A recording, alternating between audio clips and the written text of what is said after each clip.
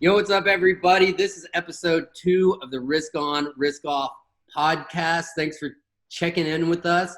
My name's Clay. I'll be your host, and I'm here with my partner in crime, Andrew Fletcher. What's up, man? What's up, everybody? I hope you're doing well. It's been, we obviously missed the one last week.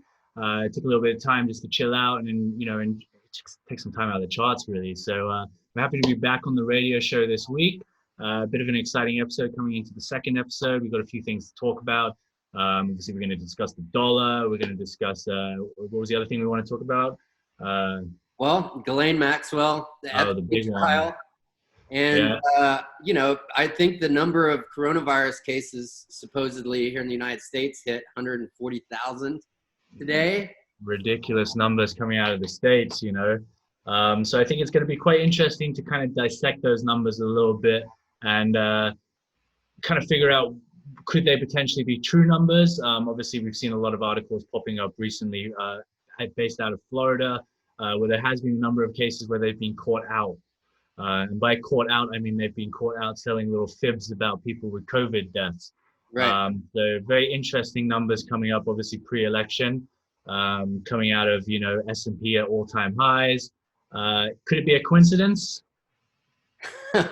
It looks like pretty epic pump for sure. Yeah, looks like a pretty epic pump for sure. So it'll be interesting to see how that kind of, I know as well, they were talking about rumors that Texas was meant to close down on Friday. Obviously unconfirmed, nothing's happened on that. But if there are rumors floating around in the pipeline, like everything else, obviously we talk about conspiracies quite a lot. Rumors tend to be true sometimes. So keep that in mind. So could we see something happen in the next few days that could turn things extremely sour? I mean, dude, I think this is going to be a huge week for, in the markets with trading. I mean, the dollar is at so many junctures, especially euro. The New Zealand and the Aussie dollars are pretty poised to move higher. And the question is like, are we going to keep this risk on behavior when everything is like risk off right now? I mean, like massive unemployment, people aren't working, more people are getting sick and dying supposedly. I do have a friend that she works in the emergency room, and she said she's seen some cases firsthand. So, that's something to take into account. But man, it's crazy, dude. And at the same time, I do want to just stress that there's going to be a light at the end of the tunnel too, for sure, which probably is going to be the election. Yeah, man, definitely. Obviously, as traders, whenever we talk about anything, what we mainly always seem to focus on, like everything is always negative news, negative this, negative that, because at the end of the day, negative is kind of what has the biggest impulse or reaction to anything, right? Yeah. If I tell you something positive, okay, you'll be great, you'll be happy, blah, blah, blah. But if I tell you something negative, you're most likely going to have an action against a negative reaction, right? So although we do talk about doom and gloom, that like Clay said, there's always going to be a positive at the end of the tunnel. So that's what we're all kind of waiting for. And then hoping we catch a bunch of pips in between then and now. Really. Yeah, 100%, man. I mean, we're here to make money as well, so. Yeah, exactly, dude. But talking about the S&P, talking about the dollar, where it's kind of at the moment, like you said, they're both teetering on massive sort of junctures here, with the dollar looking to potentially push to make new lows, which would obviously completely nullify the whole bullish run throughout this whole COVID thing. And then obviously the S&P is sitting on highs right now, which it set in June. So coming into this is with all of this risk off sentiment that's pushing in the narrative coming from the COVID and everything, like you said, I think this week is going to be extremely interesting. Well, all we need is like one downturn for like one massive big drop in the NASDAQ and the S&P and indices, and all of a sudden we're going to see massive dollar strength, like incredible dollar strength, and that's something. And there's a lot of irony in that at the same time, right? Because as we were discussing, I think me and Clay probably shot like another 2-hour podcast before we even shot this one. We were just catching up on the call prior, and one of the things we were discussing was this new CBDC, which is basically central bank digital currencies. This has been a super hot topic lately. It's been a topic that's been talked about previously by central banks. A lot of the time they've pushed the topic down. They've talked about it being, we're not interested in it.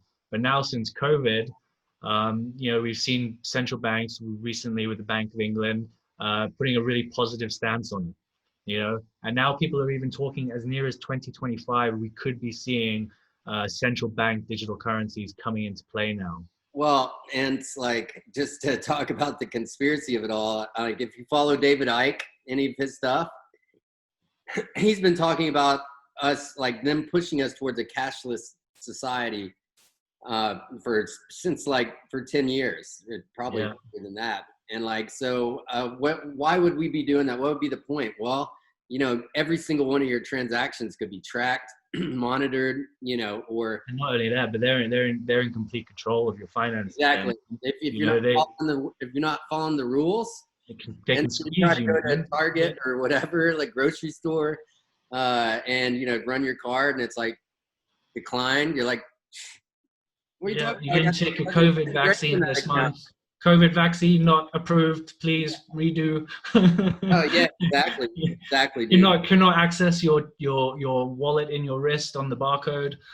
This is the thing. It's crazy, man, when you think about that. And a lot of that also leads into, as you were saying, with the devaluation in the dollar, right? You got to destroy the world currency, world reserve currency, in order for a new norm to come in, right?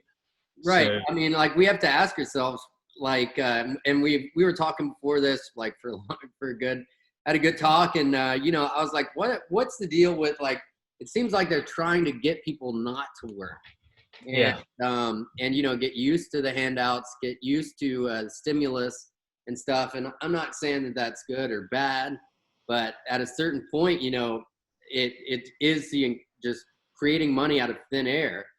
Why are they doing it so aggressively? Like, do they want to create just a collapse? And living over here in the States, man, it's scary to think of another, that, like, this first massive drop in the economy, like that, if that was the first wave, like for people that my family and stuff like that, and like, it's scary, dude. And yeah, dude, for sure. Here in the UK, it's also really scary, right? Because what they've basically done is they've bridged this unemployment, right? They put this massive bridging in the form of the furlough scheme. Now, the furlough scheme is set to end in October, right?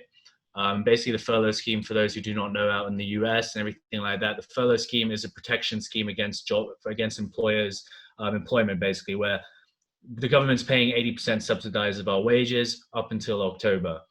Now, that begs the question of, are they bridging a V-shaped recovery in the economy, when in reality, all it's going to do is, once the government support stops, the rug's going to get pulled. Yeah, dude, what happens in October is the big question. And like, the jobs are not going to be there. It's a complete fallacy to believe that in October, everything's going to be back to normal.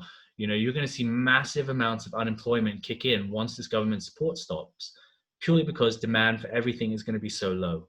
And we've seen that in charts recently, where you can see that income is still high, but spending is going blah. Right. Yeah. So it spells trouble for me, man. And that's why I'll be quite interested to see what happens with the UK over that period of time with the furlough. But for here, coronavirus is very chilled out, man.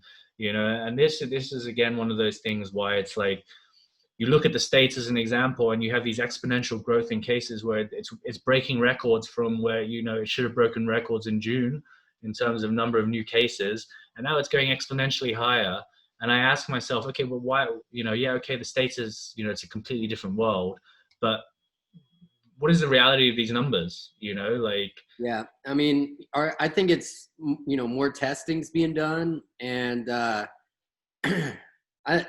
this is the thing as well. We said, right, testing's being done, but then they're not reporting the negative testing. They're only reporting the positive. So it's like, you could have like 5 in a pack of 10, you could have 5 dodgy bananas, but you still got 5 good bananas. But in this case, is all they're showing you is 5 dodgy bananas. Yeah. And they're saying, 5 dodgy bananas, but it's like, what about the other 5? Right. So, but we'll just have to wait and see, man. I think it's going to be a super interesting week to see what happens. I think that there could be some some spanners in the work with the way that everything's setting up. So yeah, dude. And, like you're saying October might as well be a lifetime away right now in this fucking. well, man, if there's a second wave that kicks in October and then there's no government support on the back of that, that's where we're going to see like, it's going to be like refugee camp status, and where people are going to have to like start rationing food because, they don't have the support. I mean, here you get universal credit, which is like £500 a month, and £500 a month is not going to take you very far, man. No. So most people here live paycheck to paycheck as well, just the cost of living is so high. So it's going to be super interesting to see with that, man. Are people in the tubes? Yeah. So I don't know. They've also mandated masks now as well. So before, it's been super weird here, man. Like I'm sure it's been weird there where, as we were discussing before the podcast, everyone's like, cover your face with this, cover your face with that. It's like, well, that doesn't work. They're like, they know it doesn't work. But now they're actually starting to issue fines if you go into shops or anything without face covering. Right. Which, it's like, how the hell are you going to police that, right? So I don't know. It's going to be a super interesting evolution in these next few weeks to actually see what happens. If the whole agenda is true and there's going to be a second wave, which is worse, it'll be interesting to see it play out or not. Yeah, absolutely, man. Well, do you want to pull up our Ghislaine Maxwell? Yeah. So obviously, we haven't talked about this yet, even though it's something we're very passionate about. Right. I think this is probably one of the biggest things that's ever happened because it's led to the uncovering of everything, essentially. Yeah, I mean, I have to ask the question, man. If Epstein didn't get busted, we were talking about this before. Would coronavirus had happened, right? And I mean, like, the two seem rather unrelated, but like, we're got so close to the inner circle of the weirdness of child trafficking and human trafficking. It's super sad, man. It's very, yeah, dude, for real. And like I was saying, like this the period, most atrocious thing that you could ever imagine somebody going through, and all these elites that are involved in it, the Clinton, the royal family, all the people that the Obamas. I mean, dude, it's insane, man. And like the Hillary emails and all that stuff, and Kevin Spacey. Like, well, this is the thing. Like everyone think like, oh, COVID. Like why would they do that to cover something up like this conspiracy theory? In my mind, like something like this kind of becoming truth and getting out there is almost the same as finding aliens. right. Like it's just it's gonna send people crazy. They're gonna be like, how the hell have we like been so stupid? And it would just completely flip the world. I think if they were to find out that like everything about Hillary is true and she's trafficking kids, and the UK is like the second dodgiest country in the world, which it very much is. Historically we're very bad at everything as well. Super racist country. We've had loads of MPs who have dealt with child abuse and pedophilia. Like Jimmy Savile. Yeah, and Jimmy Savile. Jimmy Savile, basically Prince Charles's like homeboy. Yeah. I'm sure him and Prince Andrew, have had a couple of parties together for sure.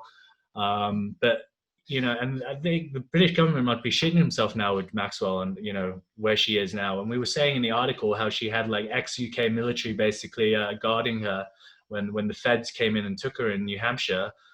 So she's obviously got protection from the UK. So what I've come to understand about the case too, or her, who she is like it gets back to her father, whose name is Robert Maxwell, who was more or less assassinated by the Mossad, but also it seems that he was a double agent, like for the UK, for all these different intelligence agencies. Yeah. There's the theory about Epstein being a part of Mossad, a part of these different intelligence agencies. And of course, that's how he got so connected. How else would you get so connected? What I mean? Yeah, for sure, dude. And like the apple doesn't fall far from the tree, right? So like if your dad was, at this level in CIA, in military, in these secret services, everything like that, as you would naturally kind of fall into that path a little bit, your dad would definitely, you'd be molded into that, right? Because it would be a continuation of his work. Right. And I mean, nobody knows if Epstein killed himself or is still alive. You know what I mean? He could have walked out of that motherfucker. Yeah, for sure. I mean, we got one cliche photo of him being wheeled out with a thing over his face. And then I'm like, okay, if the dude's dead, then why does he have a respirator over his mouth when he gets wheeled out as well? They would have cleared him dead at the scene as well, right? Right. So it's also like a bit like, that's a bit weird. Like, uh, but that's gonna be interesting, man. I haven't heard much about it other than the fact that she obviously got denied bail at the moment, so she's gonna have to face up. I know she was trying to pull the coronavirus card, do a Harvey Weinstein. Right. He's another one that's connected in the whole scheme as well. And man, I mean, the thing is, people are waking up and starting to ask questions, and like, the internet is, well, this is why people are getting censored. Yeah, 100%, dude, 100%. Yeah, I saw that guy. There was a recent guy who basically worked for Facebook and everything. That he had a huge platform, and then he started posting about the Black Lives Matter agenda, and also how the difference between racism and the agenda of Black Lives Matter, which is a whole nother topic, which is obviously quite touchy of subject to talk about, especially obviously, me being a white male, you being a white male. And it's one of these things where it's like an opinion can quickly get squashed into something that it's not, because, obviously everyone in the world understands that racism is a massive issue. And it still is one of the biggest issues in the world. But you ask yourself, the driving force behind BLM versus the reality of what they're trying to solve, right? Yeah, and I mean, are people trying to use race in order to push an agenda? And I think it's a legitimate question, that needs to be asked, and like it's important to recognize that they are a actual like unit. They have an agenda. They have an agenda. They have a mission. It has a mission. I'm sure you look at their website, it says our mission, Right. So, and it's not exactly, something of world peace, right? At the same time. No, I mean, like, segregation, pushing people apart, breaking up the family unit. And, I think, that's the place where it's important to learn values from in a family like setting, Yeah, 100%, man, 100%. But obviously, that's a really touchy subject. Yeah. So we're not going to really go into any depth on that. Obviously, I saw an article as well about Cisco, massive company that recently let a whole load of employees go. I don't know what the context of why they were let go as to what they said, but they basically had an open forum to discuss the Black Lives Matter movement. And a couple of employees may have questioned it and they got fired, right? So again, super touchy subject. We're not going to go down the route of that, but that's basically where we sit on that fence as well, So yeah. But Maxwell, man, that's going to be super interesting. I hope they catch her. I hope something comes from this, dude. Like it's like it's there, and you really want something to come from it, just so. Because I've got loads of friends who sit there going, "Oh, dude, this is bullshit. You're such an idiot. How do you think all these guys are pedos?" And I'm just like, "Oh man, like fuck, I just want something." Yeah, so the evidence is there. You don't have to look that far to find it. Yeah, but it's one of those things where like majority of the people are not going to say anything until like the mainstream media, they say, okay, Prince Andrew has been arrested and they're now looking into Hillary and Bill and all that stuff, like until these accusations have been, pushed to the point where the mainstream media is having to convey that message, a lot of people will just say it's not true. Right. Yeah. And that's the major issue with it. Right, for sure. But the good news, I think, is that people are starting to tune into alternative sources of media. Yeah, 100%. And also, it's just, man, I just want there to be not a conclusion, but just something, just at the end of the day, have you seen the documentary on Netflix, Killing Cats? No. Oh, dude, watch it. It's great. It's basically about internet detectives. And what they managed to do is basically timeline and isolate a sociopath online who basically does end up becoming a killer. And these guys try to warn the police that this guy's going to kill someone. And then the police are like, oh, go away, you internet trolls, blah, blah, blah. And then eventually he does kill someone. And then these guys basically manage to find out. It's crazy, dude. It's basically exactly what's happening now with this whole Pizzagate, Pedogate, Obamagate, all of this stuff, all of that. But this is actually like, the truth as well. Right. So it'll be interesting to see if this formulates and comes out and everyone's like, okay, guys, you were right, Yeah. Yeah. I mean, for God's sakes, dude, hopefully something good comes out of all that 2020. Yeah, man, or else I've spent a lot of my time reading bullshit, bro. Well, yeah, that, and I mean, 2020's been a shit show.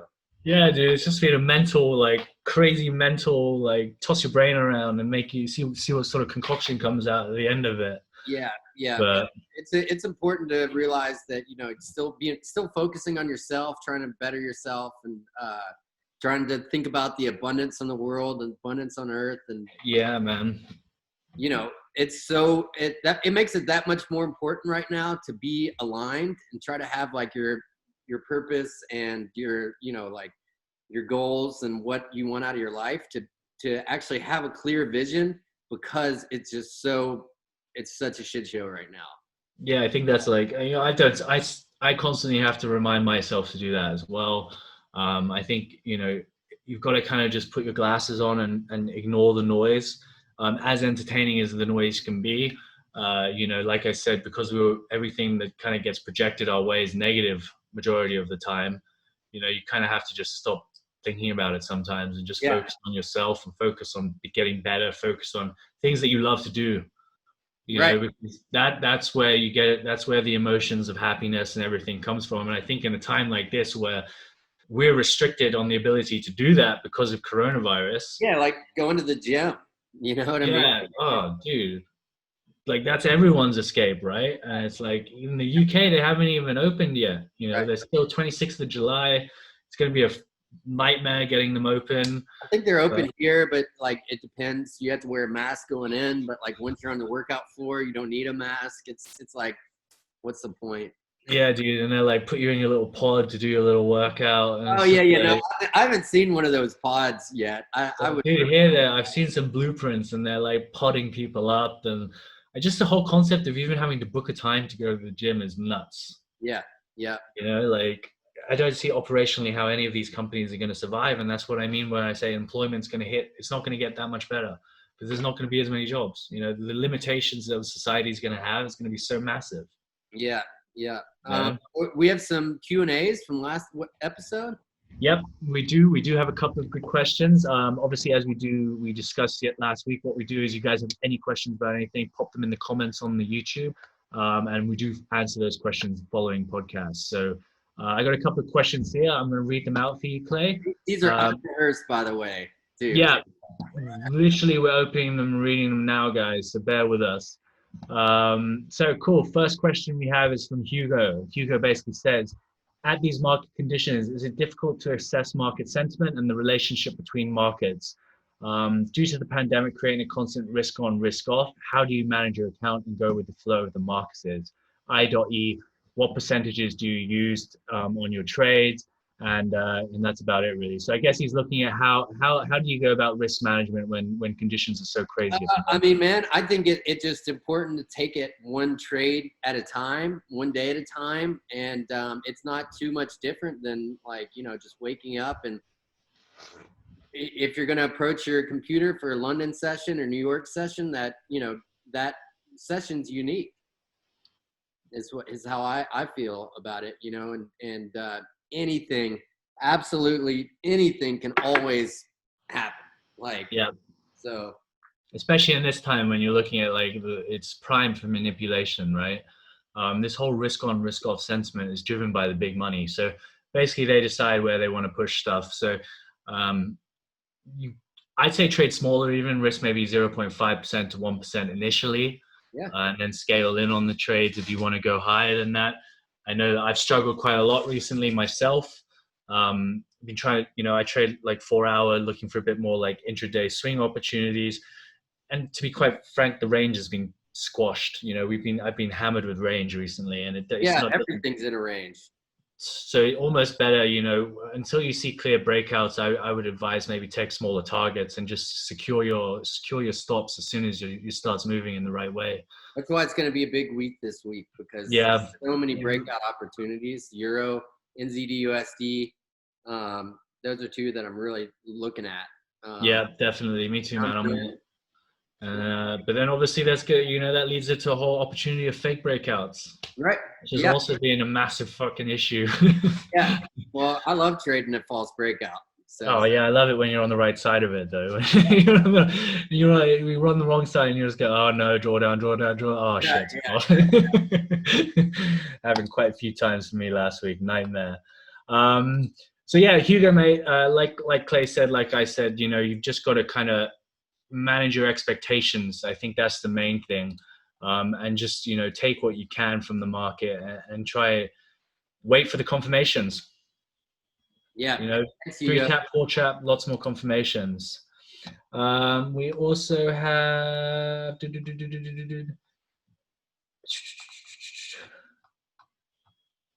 I think that's really it, man. We only had Hugo ask a question last week, so yeah.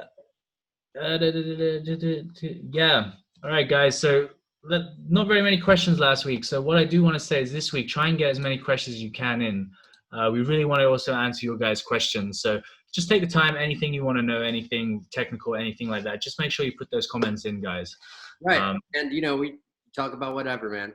Yeah, honestly, whatever. If you guys have anything that pops up topic-wise, or if you see anything cool on the internet that you want to share, you know, slam it in the comments and we'll cover it, guys. Really, it's an open forum of discussion here between everyone. So Absolutely, man. Well, that's it. I think it was a great episode number 2. Yeah. Covered a lot of ground, man. And this week's gonna be big. And I say that, you know, God. Well, there'll be no shortage of things to talk about next week. That's for sure. Yeah, that's 100%, man. I think, yeah, it's going to be a very interesting week. I'm in the same boat as you on that, and I know we've got our eyes on the kind of the same setups moving in for next week. So let's hope that we're on the right track with that. We got this, dude. We got this. 100%, mate. Well, cool. Thanks for tuning in, everybody. We appreciate it. Leave your comments, your questions, your Q&A in the comments below.